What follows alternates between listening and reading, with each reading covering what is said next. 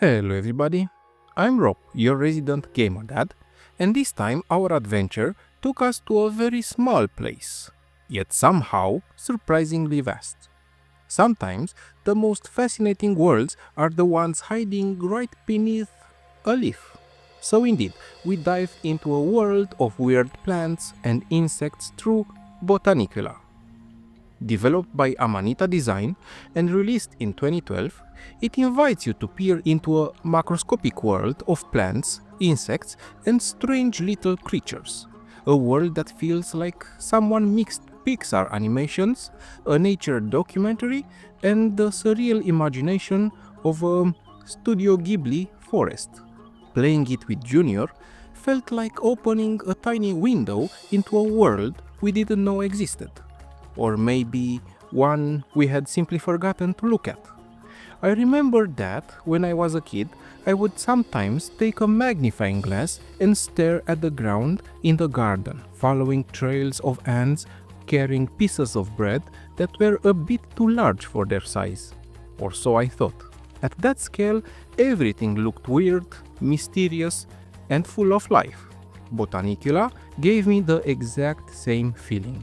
Except this time, I wasn't alone. Dad, what are those creatures? Junior asked during the first few minutes. I wasn't entirely sure myself, and that was part of the magic. A tiny world full of strange life. If there is one thing Botanicula does exceptionally well, it's animation. The moment the game begins, you immediately notice that every single element in the world feels alive. Leaves tremble when touched, flowers stretch and react to your cursor, strange insects blink, wiggle, squeak and bounce around the branches. Behind this wonderful sense of life is the same Czech studio that brought us games like Machinarium and the Samorost series. And behind Botanicula sits Jaromir Planky, illustrator and film director whose influence is immediately visible. The game often feels less like a traditional video game and more like a beautifully animated short film where you're allowed to click everything to see what happens. And believe me, you'll want to click everything. This is one of those rare point-and-click adventures where curiosity becomes the driving mechanic. Every click is rewarded with a small animation, a quirky sound, or some strange reaction from the world. Sometimes it progresses the story, sometimes it does absolutely nothing useful, but it always makes you smile. Dad, click that leaf. Junior instructed me more than once. Click, and a bug wiggled, squeaked, and moved to another leaf. Junior bursting into laughter. Again, click that other leaf. And so we clicked again. This time, the bug moved back, but holding a fruit. Then two. Then a pumpkin that surely wouldn't fit under a leaf. Then it celebrated Halloween. Wait, what? When did the bug carve out that Halloween pumpkin? Oh, how we laughed, as there were more surprises after that. The game embraces imagination to the extreme. Instead of chasing realism, Botanicula runs happily in the opposite direction, towards surrealism. The world is built from familiar elements, plants, mushrooms, insects, branches, seeds, and more. Yet each of them behaves in ways that are wonderfully strange and unexpected. The creatures themselves are fantastic.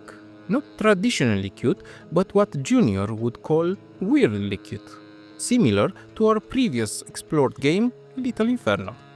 Some look like walking seeds, others like wobbly mushrooms or nervous twigs.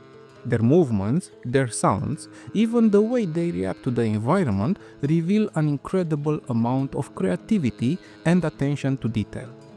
Out of our team of botanical heroes, Junior quickly picked a favorite. The mushroom is the best. He declared confidently, and honestly, he had a point. The mushroom can be stealthy, bouncy, and surprisingly athletic.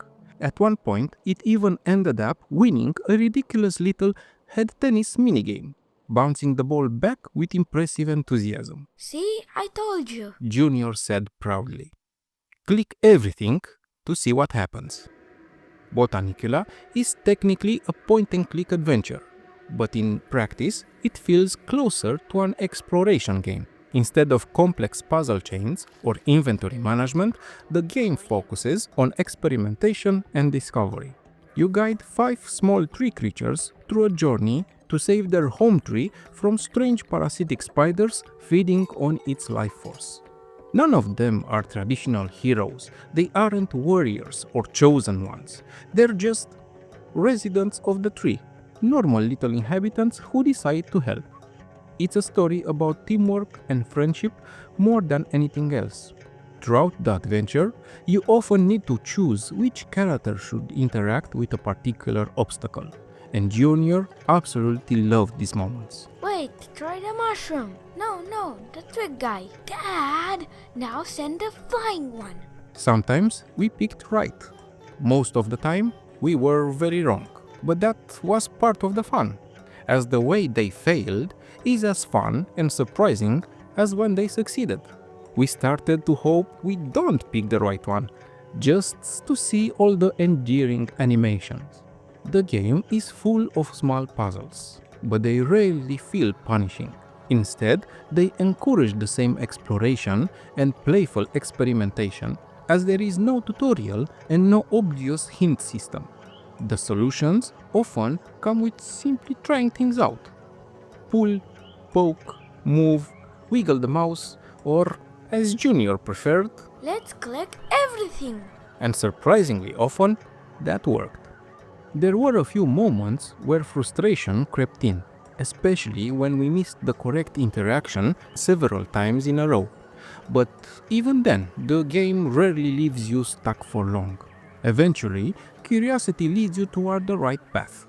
Some of our favorite sections were the little fetch quest puzzles scattered throughout the tree world, where we had to find or collect strange items for oddball characters.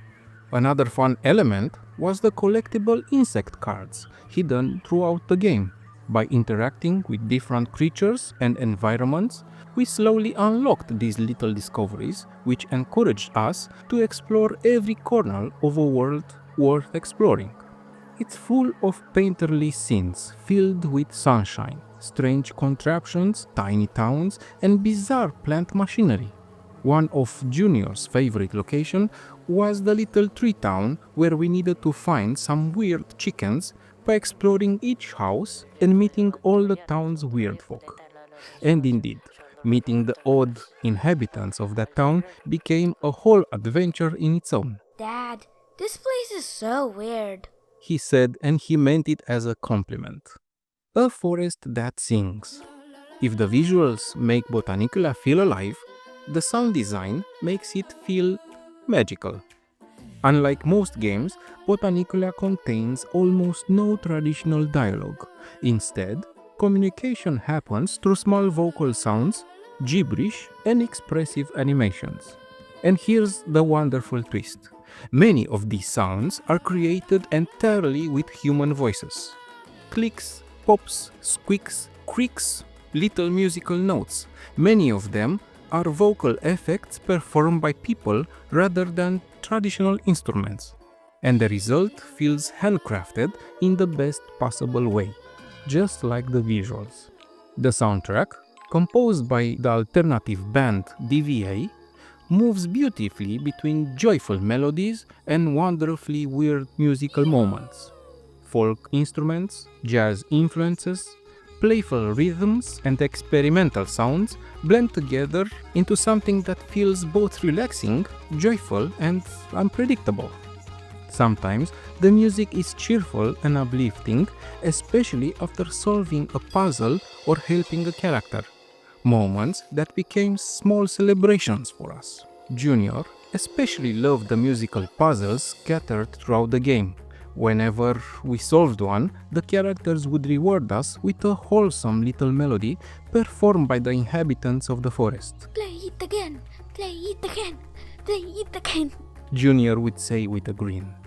Another unexpected layer of charm came from something we hadn't anticipated at all: how familiar some of the sounds felt to us as Romanians. The developers are Czech, and while the game contains no real spoken dialogue, The playful gibberish, the vocal sound effects, the rhythm and the structure of the sound often felt strangely close to our own language.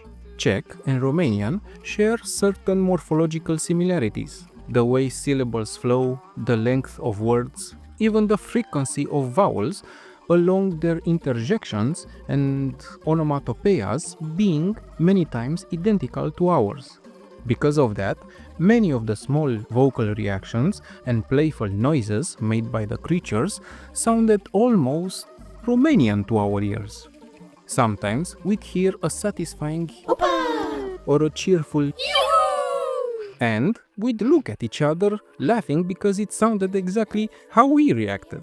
It made the world feel oddly familiar despite how surreal everything looked. Of course, Botanicula isn't all sunshine and silly bugs. As the story progresses, the atmosphere becomes darker when the heroes venture into the territory of the parasitic spiders threatening the tree. And one of them was genuinely terrifying.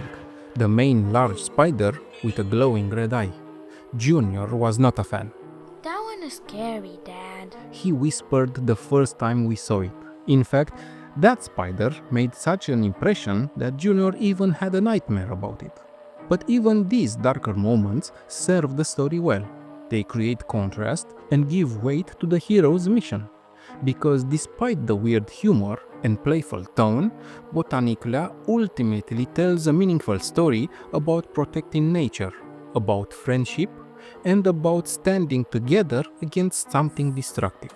Brains over brawn, curiosity over fear, and teamwork over heroics. Why it worked for us. A wonderfully weird world. The creature designs, animations, and environments are endlessly imaginative and full of charm, driving the exploration and the game progression. Music that feels alive. Handcrafted sounds and uplifting melodies make every interaction feel surprising and every puzzle rewarding. Teamwork gameplay. Choosing which character to use and solving puzzles together made the experience perfect for a parent-kid collaboration. A small journey with big imagination. The journey may take only 4 hours, but the world it creates feels much larger than that.